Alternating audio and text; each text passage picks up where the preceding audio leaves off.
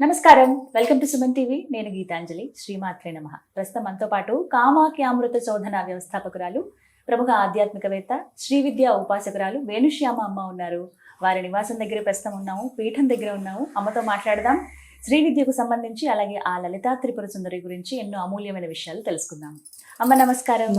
శ్రీమాత్రే నమః. అమ్మ, లలితాదేవి ఉపాసన ప్రత్యేకంగా సహస్రనామాలు పారాయణ చేస్తూ ఉంటారు. లలిత అమ్మవారిని చాలా ఎంతో విశేషంగా ఉపాసన చేస్తూ ఉంటారు. ఆ ఉపాసన చేసిన వాళ్ళు చాలామందిని నేను గమనించాను. ఎంత స్థిరంగా ఉంటారంటే స్థిత ప్రజ్ఞత అంటారు కదా, దాంతోపాటుగా కుటుంబంలో శాంతి ఉందని ఇలా విన్నాను నేను. ఇవి ఖచ్చితంగా జరుగుతాయని. అంటే ఇలాంటివి జరగాలి అని అంటే కనుక, కుటుంబంలో శాంతి నెలకొనాలి అని అంటే అమ్మవారిని ఏ మంత్రంతో ఉపాసన చేయాలి, ప్రత్యేకించి ఏ మంత్రంతో అమ్మవారిని స్మరించుకోవాలి, వివరించండి. కుటుంబం శాంతిగా ఉండాలి అంటే ఏ మంత్రం అంటే లలిత అంటేనే చాలు. అంతేనా? ఎందుకంటే ఓం ఐం హ్రీం శ్రీం శ్రీమాత్రే నమః అని కానీ లలిత అన్నా కూడా, ఎందుకు అంటే లలిత అంటేనే ఆనందం, గుండెల్లో ప్రశాంతత వచ్చేస్తుంది. చండీ కవచంలో చెప్తారు హృదయ లలితాదేవి అని. హృదయానికి ఎప్పుడైతే ఆనందం వచ్చిందో ఇంకా మనం ఎప్పుడూ ఎంజాయ్ చేస్తూనే ఉంటాం ప్రతి పరిస్థితిని. ఆ ఎంజాయ్మెంట్ ఎప్పుడు వచ్చిందో ఇంట్లో అంతా శాంతిగానే ఉంటుంది స్లోగా. అందుకే రోజుకు ఒక్కసారైనా ఇంట్లో లలిత చదువుకోండి. ఎందుకంటే లలితా సహస్రం ఎంత బాగా చదువుకుంటారో అంత బాగా ఇల్లంతా ప్రశాంతంగా మారిపోతుంది మనకి తెలియకుండానే. అందుకని ఈ మంత్రం ఆ మంత్రం కాదు, ఒకవేళ నాకు పూర్తిగా చదివితే చాలా బెస్ట్. నాకు టైం లేదండి అంటే అది తప్పు అనిపిస్తుంది. ఎందుకంటే 15 గంట 20 నిమిషాలు మనకి టైం లేదు అని చెప్పకూడదు. అయినా కూడా కొంతమంది చూడండి, పెద్దవాళ్ళు ఉంటారు, వాళ్ళకి చేయలేరు, చదువు రాదు. అలాంటప్పుడు ఏంటి అంటే లలిత లలిత అనైనా అనొచ్చు, శ్రీం శ్రీం అనైనా చెప్పుకోవచ్చు.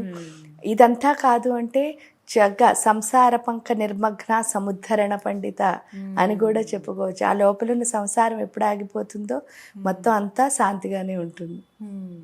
ఇలాంటి మంత్రాలు పట్టించుకోవాలి. ఎలా అమ్మ, వీటికి నియమంగా ఏమైనా ఇన్ని రోజులని ఇప్పుడు పారాయణ చేస్తారు, 21 రోజులు 11 రోజులు పెట్టుకుంటారు కదమ్మా సంఖ్య. అలా వీటికి కూడా అలా ఏమైనా చేయాలంటారా? అలా అసలు ఒకసారి మొదలు పెట్టామంటే దీక్ష అంటేనే తీసుకోవాలంతే. ఎందుకంటే దీక్షిత దైత్య సమని అంటారు అమ్మవారిని. దీక్షిత దైత్య సమని అంటే అర్థం ఏమిటి అంటే ఎవరైతే దీక్షగా ఉంటారో, దీక్ష అంటే కమిట్మెంట్ అన్నమాట. ఎవరైతే కమిట్ అయి ఉంటారో వాళ్ళ లోపలే దైత్య సమని అంటే రాక్షసులందరూ పడుక్కుంటారట. ఎప్పుడైతే మీరు ఆపేశారో మళ్ళీ వాళ్ళ పని ఏమిటి? అందుకే చూడండి, మొత్తం అన్ని నాశనే, లోభనాశిని అన్ని నాశని అంటుంది, కానీ ఒక్కటే ఒకటి మోహనాశిని, లోభనాశిని, ఇలా భేదనాశిని, ఇలా అన్ని నాశండే. క్రోధ సమని, దైత్య సమని. కోపం కూడా పోదు. కోపం మీరు చూస్తే కోపం కూడా అంటే నాకు కోపం లేదండి అని అనుకుంటాం, కానీ ఏదో ఒక టైంలో మనకు కోపం వస్తుంది చిన్నగా. అది వచ్చి ఏంటంటే ఉపాసన శక్తి ఎక్కడ తెలుస్తుంది అంటే మనం ఉపాసన చేసింది. కోపం ఎవరికైనా వస్తుంది ఈ సృష్టిలో. మూలాధార చక్రం నుంచి కోపం మొదలవుతుంది. అనాహతానికి వచ్చేసరికి అది పడుకుండిపోయి గొంతులో అంటే కోపంగా రాకూడదు. ఇక్కడి నుంచి కూడా కోపం వస్తుందంటే ఇంకా మనం ఏం చేయాలి? ఈ లోపల దైత్యులను పడుకోబెట్టాలన్నమాట. అది పడుకోబెట్టాలంటే ఒకే ఒక మార్గం దీక్ష, కమిట్మెంట్, ప్రతి క్షణం. అందుకే రాజ్యలక్ష్మి కోసనాథ చతురంగ బలేశ్వరి అంటే రాజ్యలక్ష్మి ఎవరు? ఈ మొత్తం రాజ్యానికి లక్ష్మి ఈవిడ. సామ్రాజ్యదాయిని సత్యసంధా సాగర మేఖల అంటే సామ్రాజ్యం మొత్తం అంతా ఇక్కడే విస్తరించింది. కానీ ఈ లక్ష్మి ఇక్కడికి రాలి అంటే ఏంటి? ఇక్కడ ఏం ఉండాలి? ప్రశాంతత ఉండాలి. ప్రశాంతత ఉంటేనే లక్ష్మి వస్తుంది. చాలా మంది లక్ష్మి అంటే డబ్బులు అనుకుంటున్నాం. లక్ష్మి అంటే కాదు, ప్రశాంతంగా ఉండడం లక్ష్మి. మీ దగ్గర ఏమున్నా ప్రశాంతత లేకపోతే వేస్ట్ అవన్నీ. తర్వాత దీక్షిత దైత్య, ఇది ఎవరికి వస్తుంది ప్రశాంతత అంటే? దీక్షిత దైత్య సమని. ఎప్పుడు మీరు కమిట్ అయి ఉంటారో, అందుకే మంత్రం తీసుకుని ఎన్ని రోజులు చేయాలని అడగకూడదు. ఓసారి తీసుకుంటే ఇంక నేను చేస్తానని ఒప్పుకున్నట్టే. మీరు గురువు దగ్గరికి వెళ్ళి తీసుకున్నారు, అది మీరేదో గురువుకి ఇస్తున్న మాట కాదు, ఆ దేవతకి ఇస్తున్న మాట కాదు, మీకు మీరు ఇచ్చుకోవాల్సిన మాట. ప్రతినిత్యం నేను చేస్తాను. ఎందుకంటే మనం ఎవరికి మాట ఇచ్చినా చెయ్యం. మనకి మనం ఇస్తేనే చేస్తాం. అంతేనమ్మా. మళ్ళీ ఆ ఇంద్రియాల మీద నిగ్రహం రావాలన్నా సరే మొత్తం జ్ఞానేంద్రియాలు కర్మ. అందుకే మన శ్రీచక్రం చెప్పుకున్నప్పుడు మనం అనాహతం గురించి చెప్పుకుంటే 10 మంది దేవతలు ఉంటారు, సర్వజ్ఞ మొదలుకుని సర్వేప్సిత ఫలప్రద వరకు. ఈ 10 మంది దేవతలు ఎవరంటే 5 జ్ఞానేంద్రియాలు 5 కర్మేంద్రియాలు. ఇంద్రియ నిగ్రహం రావాలంటే మీరు ఖచ్చితంగా దీక్ష పట్టాలి, దీక్ష తీసుకోవాల్సిందే. లేకపోతే ఎప్పుడు చంచలమే. అప్పుడు ఆ కమిట్మెంట్ ఎప్పుడైతే ఉందో దైత్య సమని, దైత్యులందరూ పడుకుంటారు. దైత్యులు అంటే ఎవరు చెప్పండి? చండముండులు ఎక్కడున్నారు, శుంభనిశుంభులు ఎక్కడున్నారు, రక్తబీజులు ఎక్కడున్నారు? వీళ్ళందరూ ఎవరు అంటే మన లోపలే ఉన్నారు. మనలో ఉన్న కోరికలే రక్తబీజులు, మనలో ఉన్న అహంకార మమకారాలు రాక్షసులే, జలసి రాక్షసులే, బద్ధకం రాక్షసుడే, పడుకోవడం రాక్షసుడే. అంటే మన ఎదగనివ్వని ఏదైనా రాక్షసత్వమే, నెగిటివ్ గానే. అంతే. మనం ఎదగాలి అంటే ఇవేవి ఉండకూడదు. ఇప్పుడు ఇక్కడికి రావాలి అంటే మీరు రావాలి కదా అక్కడి నుంచి. అంతేకాని నాకు బద్ధకంగా ఉంది అని అక్కడే ఉంటే ఇక్కడికి రావక్కర్లే, జయించినట్టు. అది జయించకపోతే మీరు ఇక్కడి వరకు రారు. అంటే ఏ పని చేయాలన్నా సరే చాలా చాలా చాలా వదిలితేనే అది చేయగలుగుతాం. ఎన్నో త్యాగం ఖచ్చితంగా ఉండాలి. అది రావాలి అంటే ఖచ్చితంగా దీక్షతో ఉండాలి. ఎందుకంటే వీళ్ళు పడుకోపోతే ప్రతిదీ మనకు భయమే. అంటే దేంట్లో ముందుకు వెళ్ళాలన్నా అమ్మో ఇప్పుడు ప్రయాణం చేయాలా, ఎలాగా, ఇదేదైపో అన్నీ మనకు మనమే రిస్ట్రిక్ట్ చేసుకుంటాం.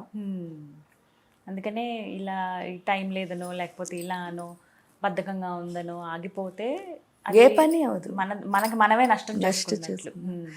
అది పోవాలి అంటే తప్పకుండా మీరు ఎంత సాధన చేస్తారో.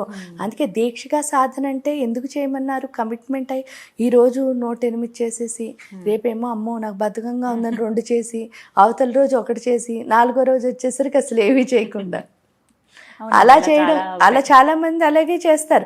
ఫస్ట్ రోజు ఒక 4-5 వేలు చేసేసి ఆ తర్వాతకు వచ్చేసరికి ఇంక 108 కూడా ఉండవు. అలా చేయకూడదు. ఫస్ట్ అసలు 108 నేను ఎంత చేయగలను, ఎందుకంటే మీకున్న టైం మీకు తెలుసు, మీరు ఎంతసేపు కూర్చోగలరో మీకు తెలుసు. అలా మీ టైంని మీరు అంటే నాకు ఇంతే టైం ఉంది అనుకుని మొదలు పెట్టారనుకో, నేను 10 సార్లే చేయగలను అంతే. 10 సార్లే చేయండి. 10 సార్లు చేసి 10 రోజులు చేస్తారు కదా, చేసేసరికి ఇంకొంచెం ఎందుకంటే మీ లోపల మార్పు వస్తుంది. ఆ మార్పు ఏం చేస్తుంది, ఇంకొంచెం పెంచితే బాగుండు అనిపిస్తుంది.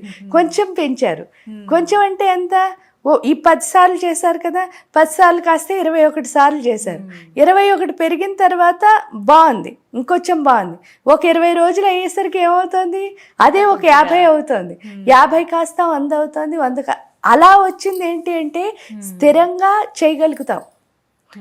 కానీ ఫస్ట్ రోజు ఆరంభ సూరత్వం చేసినప్పుడు ఏమవుతుంది అంటే స్లోగా మనలో ఉన్న ఆ ఉత్సాహం డిక్రీజ్ అయిపోతుంది, తగ్గిపోతుంది. అలా ఉండకూడదు. ఎప్పుడైనా ఒక గ్రాఫ్ గీసామంటే ఆ గ్రాఫ్ ఇలా వెళ్ళాలి తప్ప మళ్ళీ ఇలా వచ్చి లిమిట్ ఎంత ఉందో మనకు తెలుసు కాబట్టి అక్కడి నుంచి ప్రారంభిస్తే అమ్మే ఇంకా పైకి తీసుకెళ్తుంది. ఎందుకంటే ఇప్పుడు మనం దేన్ని ఇప్పుడు చూడండి, మైండ్ ఉంది, ఆ మైండ్ నిశ్చలంగా ఉండాలి. మీకు సపోజ్ మైండ్ నిశ్చలంగా ఉండాలి అంటే అయ్య బాబా నేను ఇప్పుడు వెళ్ళిపోవాలి అనుకుంటూ మీరు మంత్రజపం చేశారనుకో, మీలో ఏం పెరుగుతుంది, ఆ యాంగ్జైటీ పెరుగుతుంది. అర్థం అంటే ఆ తొత్తురుపాటు అంటారు చూసారా, ఆ లోపల ఆ టెన్షనే పెరిగిపోతుంది. అంటే అదే ఏది చేస్తే అదే పెరుగుతుంది కదా. అదే మీరు ప్రశాంతంగా కూర్చుని చేసుకున్నారనుకో, వెళ్ళాలి అక్కడికి, రైట్, నిజమే. కానీ ఇక్కడ చేస్తున్న పని కూడా నిజమే కదా, ఇంపార్టెంటే కదా ఇది కూడా అని. ఇది అయ్యాకే కదా అది చేయగలను.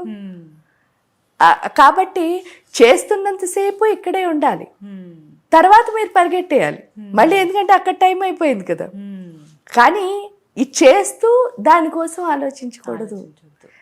అలా ఆలోచిస్తే ఏంటంటే ఇక్కడ ఉన్న దాన్ని మనం ఏం చేస్తున్నాం అంటే మంత్రం చేసినా అంతే.